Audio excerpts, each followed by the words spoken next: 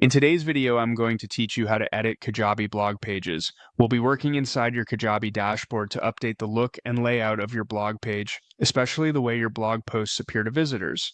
This is helpful if you want your blog to feel more organized, easier to read, or more aligned with your brand.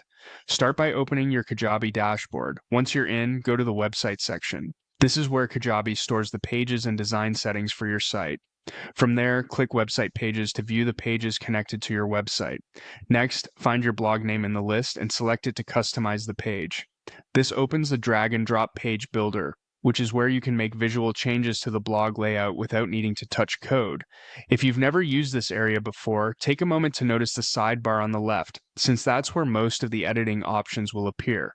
In the left sidebar, click Blog Listings. This section controls how your blog posts are displayed on the main blog page. Here you can adjust the overall layout and choose the format that works best for your content. For example, you may see options such as a list view, a 2-column layout, or a 3-column grid. A list view can be great for text-heavy content, while grid layouts often create a more visual, modern look. After that, review the display settings for each article.